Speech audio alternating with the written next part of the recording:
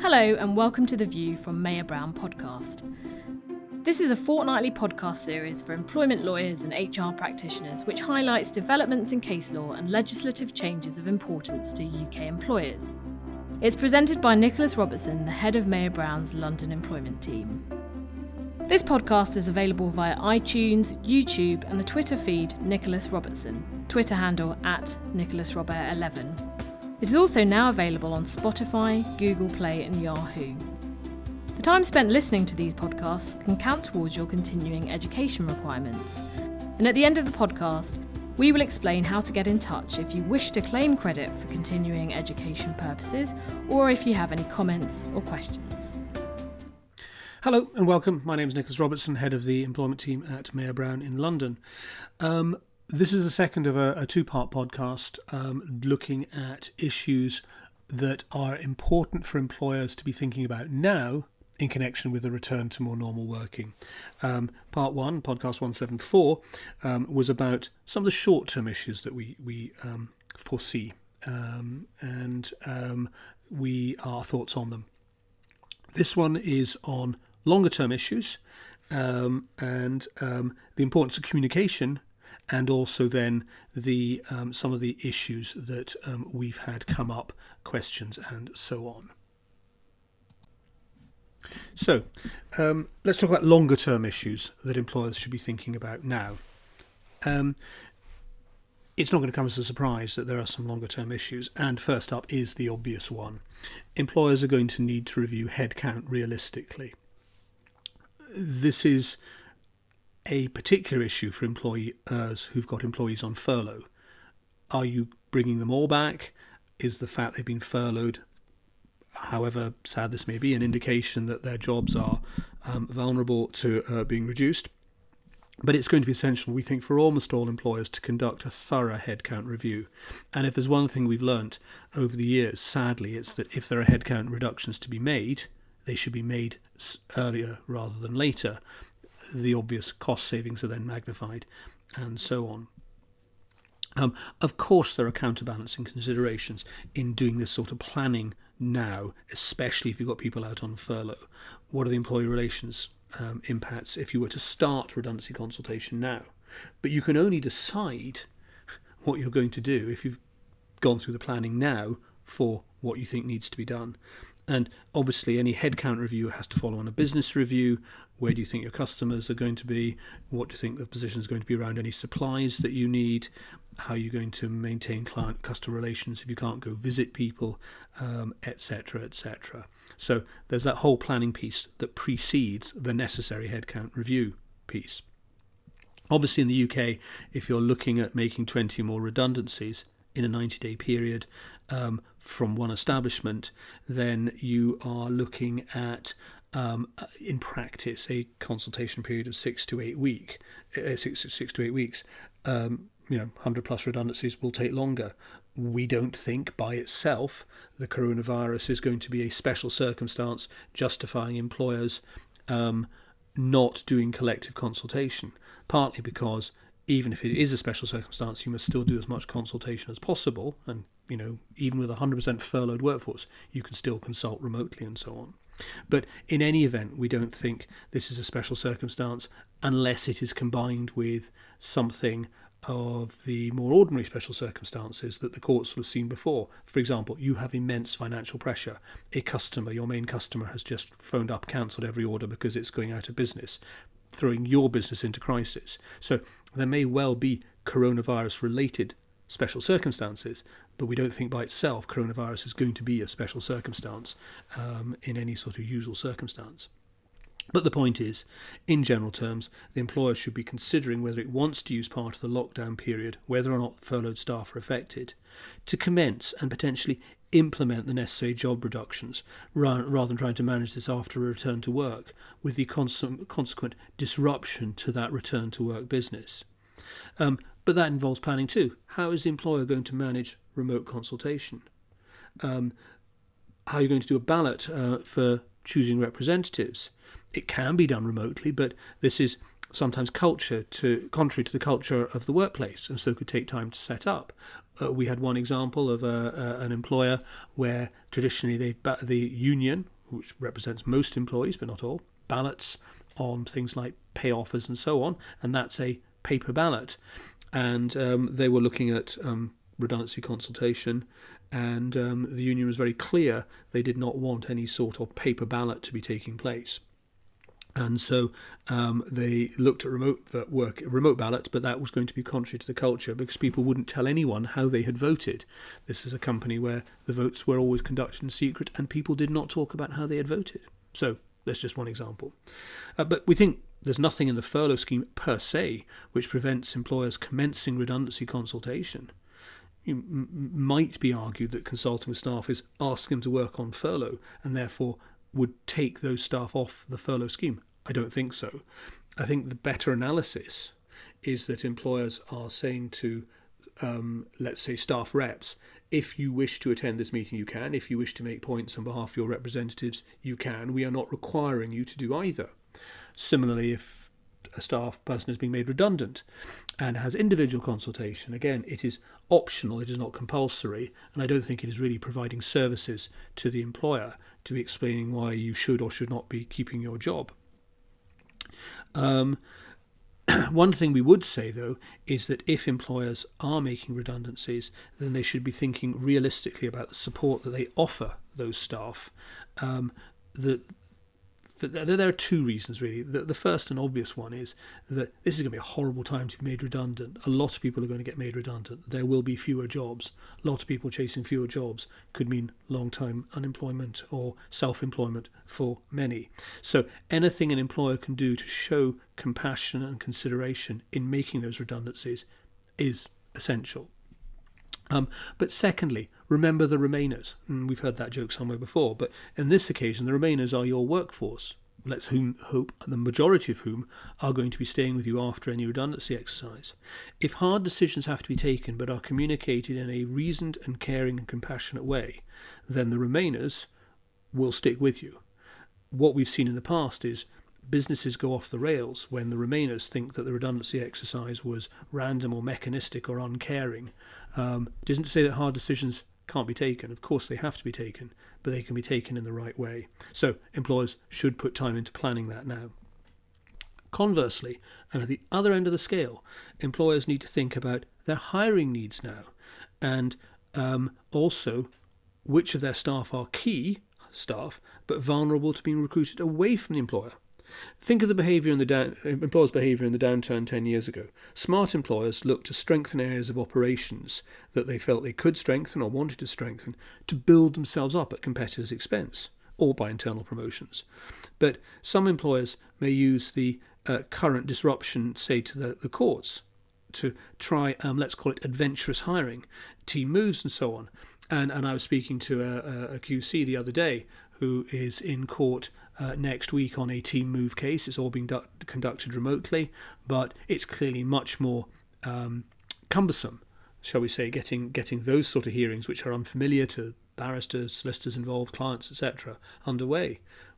You could see some employers going, well, we'll take an adventurous hiring decision because we're more likely to get away with it in this environment. So obviously, if you are looking at hiring, whether it's adventurous or not, can you get your hiring process underway remotely now so you're using part of the lockdown and non-normal working period to run the notice period down of the person you're looking to hire? That in turn would lead to, can you look at your hiring process? How does your hiring process work remotely? Who authorises, who interviews, how do you interview? Are you satisfied that your interview process will be as thorough if you're not meeting the person in person? You see what I mean? On the defensive side, if you've started thinking that some of your employees would be a considerable loss to you, is there anything you can do to prepare the ground for what you will do if one of your key staff starts to show signs of leaving or comes and hands notice in indeed? Some of this is partly management, defensive measures. If you have 10 key staff working remotely or not working at all, then it would be criminal not to be in regular touch with them, to check in with them, to make sure they know they're loved and respected, etc., etc., but also just to see how they're doing. Do you have access to their contracts? Do you have access to handbooks? You'd assume so, but maybe your business has still keeps some stuff in paper. Are you ready to react swiftly if one of them hands their notice in or threatens to hand their notice in? Who would authorise any counter-offer? Who would decide whether or not your primary response is going to be a management one, please stay with you, we love you dearly, or a legal one, do that and you're toast? Again, you may need to move quite quickly. So thinking about now how you would go about that, I think is likely to be key. On the subject of recruitment policies, let's just talk about policies more widely. It's not just recruitment policies that can be reviewed during lockdown. The lockdown period can be used to review loads of employment-related policies and how they will work during any remaining lockdown period or on any return to lockdown, or indeed on any circumstance where there's going to be more home working. So if employers have more staff working from home on a regular basis permanently going forward, are your policies fit for purpose? Let's just give a couple of examples. Disciplinary and grievance policies, as written, do they require face-to-face in-person interaction? Is that necessary? Are your sickness policies appropriate for the new world? So, as basic as how much sick pay do you provide, is that a cost that is going to be increasingly cumbersome going forward? What are the reporting obligations on employees? What PHI policies do you provide? Are there exclusions in there for things, or are there going to be exclusions in there for things such as coronavirus going forward? Then you need to make sure your employees know that, otherwise you, the employer, may find that you are stuck with permanent health costs that are uninsured. Talking of lockdown and home working, this, of course, is the other obvious point, is that we think there's going to be pressure for change in the way we work. And it's going to come from two sides. Employers may well be looking at how businesses are operating from home now and say, well, we desperately need to save as much cost as possible. Can we push people into more home working? How is that going to work? Is there going to be a consultation process? Are we able to require it? Are we going to make people work from home permanently? Is this, 3/5 of the week at home, 2/5 at work? That's going to be the permanent arrangement. It's not a temporary one. Do we have to do collective consultation? Similarly, there's going to be pressure from employees for permanent home working, or for it to form a permanent part of their working schedule. This may be pressure points in two ways. First, there may well be jobs which up until now employers have said can't be done from home. Well, does the evidence show they can be done from home in this environment? If you, the employer, are going to want to carry on saying no they can't, we'd say you only do it after a review, use the lockdown period. But if your view is that a particular job or set of jobs can't be done from home, what's your evidence? If you're going to be met by people saying, look, I've done this job from home during the coronavirus time, why can't you gather evidence in the same period to go, this hasn't worked because?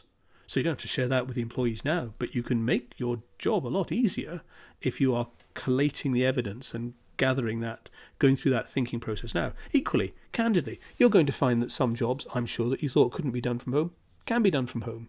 So knowing where to draw the line may be very important. The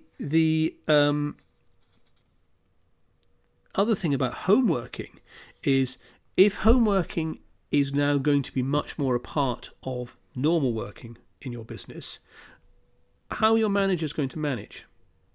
Do you need to be providing training to managers to say, look, this is going to be the new normal. Here we are planning on a new home working policy. So you managers are going to need to know how to manage remote staff. Here's some guidance. Here's some training. Similarly, for those who have not worked regularly at home and who have been doing it for the first time in their working careers, training and guidance on how to be effective at home working may be money well spent. Why not get that training up and running during lockdown? Not as a transitional basis, but on the basis of how it look going forward. So, next thing I wanted to talk about was the importance of communications. This has been a bit of a theme so far, alongside the theme that employers clearly should be looking at doing a lot of this planning now, is communications. Staff consultation is going to be a key process to making the changes and as a way of bringing staff with you, getting them on board with what is changing. Obviously, employers have a duty to consult with staff over health and safety issues, and that's going to be an integral part of returning to work, the concerns that people will have and how you're addressing it. Obviously, too, employers looking at reducing salaries, headcounts, or bringing about changes to contracts of employment are going to need to go through a consultation process. Collective consultations with recognised trade unions or elected employee representatives are going to be necessary, where changes are envisaged by the employer on a large scale and they trip over the threshold of 20 or 99 or more. If you haven't got a standing staff committee or a recognised union, then consider setting one up. It may be very, very useful, getting sign-off from them on key decisions, defending the employer against legal action, being a throughput for communication to the employer, so it is shown to be taking into account employees' views, and employees will feel that they are listened to and being given a voice. There may also be things like TUPE transfers, because some of the reorganisation is probably going to involve some sort of internal reorganisation. What we would say, though, is if there is a staff committee or a recognised union or whatever, don't overlook the benefit of direct communications to staff. I think this needs to be handled. There will be some communications that can be all staff, but there may be other communications that need to be thought through and targeted to a specific group. Reintegrating furloughed employees will be different from the process for employees who worked remotely throughout. Employers are going to need to be mindful of the perception that furloughed employees may have that their roles are inherently less valuable and their place in the business is vulnerable in comparison with people who work through or are required to work through. We think employers are going to have to pay particular attention to both groups to ensure they feel respected and valued and reintegrated as part of all of this. The other thing, of course, is in terms of communication, employers are going to need to emphasise that they will be paying careful attention to medical advice coming out from medical experts and respected sources, so that they are continuing to stay on top of what are the best and safest measures for employers with staff working more normally. Conversely, given that there seems to be a fair amount of disinformation out there about what is going on, remedies, cures, etc., domestic bleach, anyone, then I think employers also ought to be saying, look, trust us. We are on top of this. We will keep you apprised. If you are hearing rumours from unreliable sources, don't pay them any attention. Listen to what we're doing. We've got this. I think that's going to be a very, very comforting message. So then, I wanted to go on to talk a little bit about just some problem areas that we've been asked about and to see what our thinking is on that. And I'm sure here there will be a whole host of issues that others have faced. So, looking at particular challenges that employees might throw up in a return to work scenario. Well, the first and most obvious one is, what do you do about staff who are concerned about a return to work and the health risks involved? Fundamentally, employers are going to have to think about whether they are being it's a mandatory policy or a return to work is something that can be partly voluntary. I do have concerns, as I mentioned in the previous podcast, about an entirely voluntary return to work policy, because that might land unequally on some perhaps maybe more junior employees versus more senior employees. But it is, in principle, unless employees have got a basis to be concerned about their health and safety, the starting point is it's going to be a legitimate instruction to require someone who is not sick or shielding to report for work. But employers should think carefully about how they phrase that instruction and what leeway they will give. In this circumstance, employees' legal rights are going to be relevant. If the employee's got an underlying medical condition, they're not actually sick, but they've got a medical condition, the employer may be under a duty to make reasonable adjustments. You could see that for a disabled employee, permitting them to continue working from home might well be a reasonable adjustment rather than requiring them to travel into work. What do you do with an employee who can't work at home but who is too anxious or stressed in the medical sense to come into the work premises? Clearly it would be terrible PR for an employer to find itself having to discipline or dismiss staff, and so we would be recommending employers look at any practical alternatives that would enable the employee to work for a period to hopefully build up their confidence and the ability to return to work, having seen how things are going. I mean, one of the things we do think is that employers, where possible, should be mindful of the fact that the return to work idea may gain greater acceptance the longer it goes on.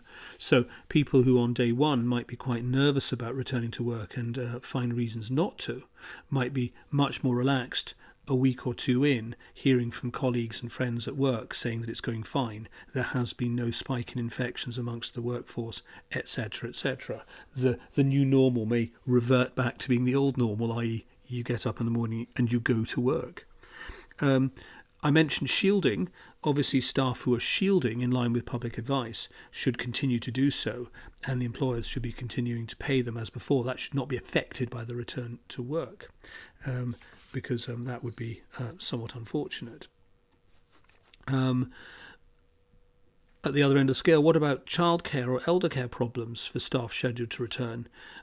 There's a knock-on effect in all of this, and nannies, carers, etc. may all be less available, maybe self-shielding themselves or ill or whatever. So there are likely to be some people, some staff, for whom their elder care and childcare arrangements can't just switch back to the old way of doing things. So we think the employer's policy on return to work needs to address these issues up front, so they aren't personalised in relation to anyone,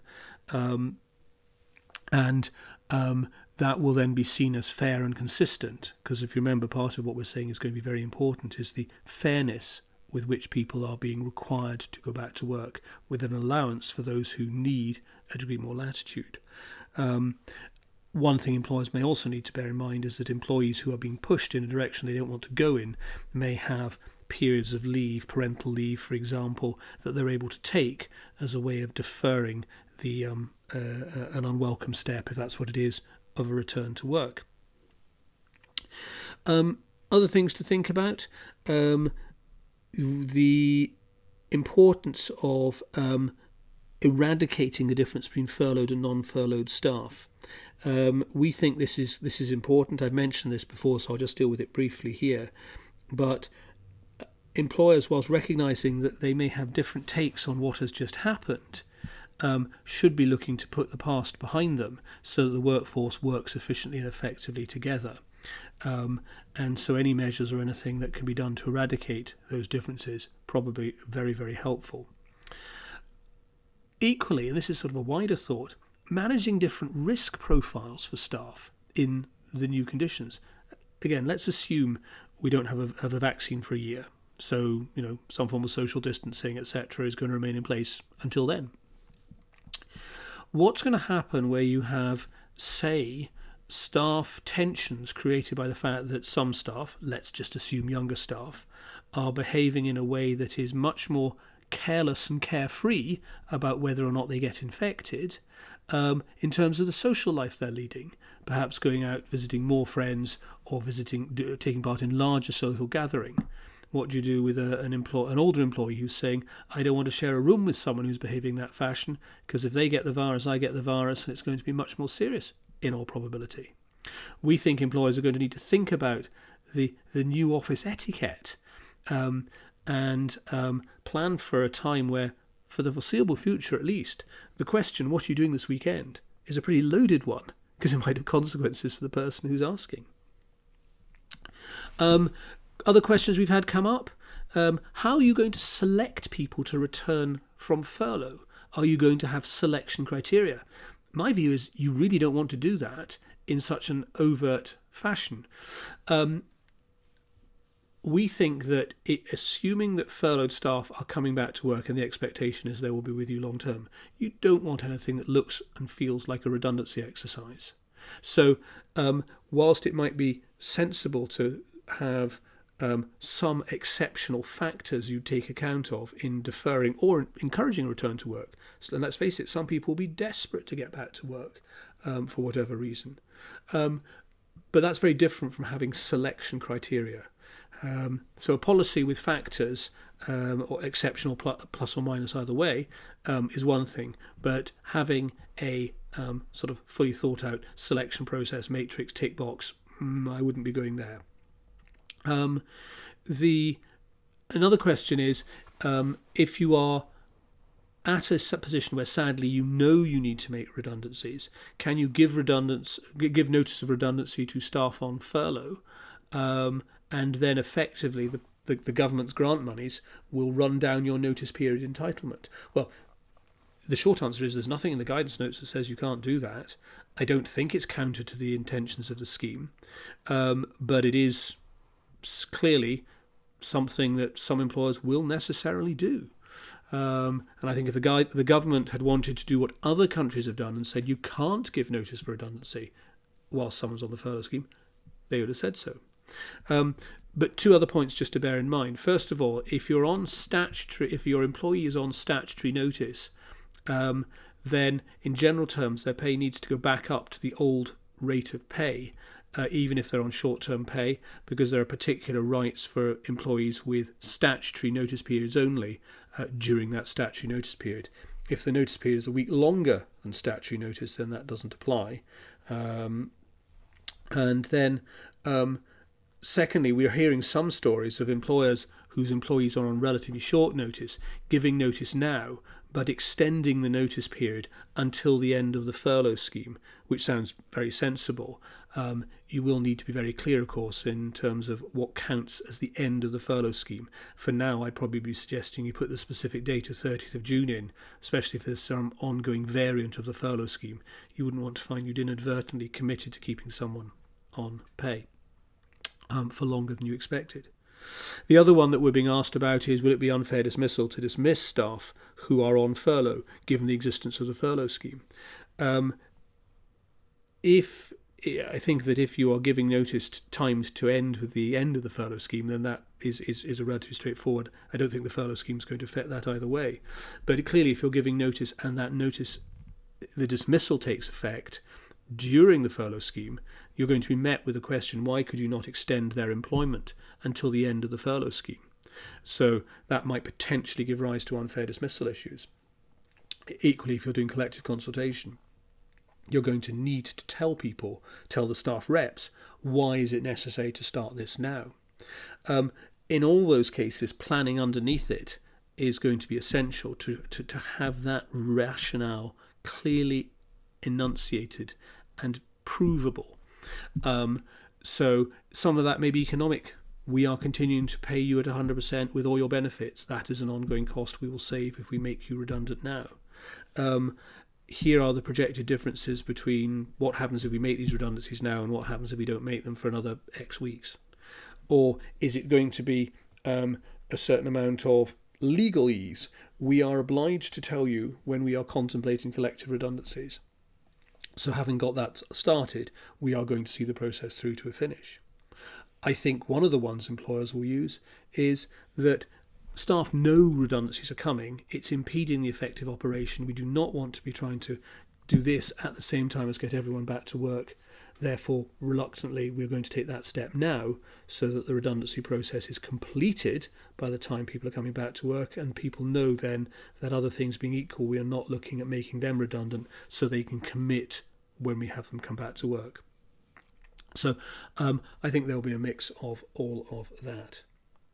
Anyway, I'm sure there are plenty other questions. So I think it just remains for me to say, repeat the plea I made at the end of the last podcast. Do get in touch. Do let me know thoughts and experiences that you are seeing, clients, businesses, etc. are seeing.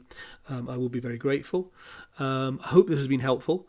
and I will be very interested to hear from you. I almost promise that the next one of these will not be anything to do with coronavirus. There are a couple of other cases have come up that I'd like to talk about. Quick plug for the Employment Lawyers Association and ELBA joint webinar that I'm doing with DSN Gupta, interviewing the President of the Employment Appeal Tribunal, which is next week. Do hope you're able to join us for that. Details will be on the Employment Lawyers Association website or the ELBA website.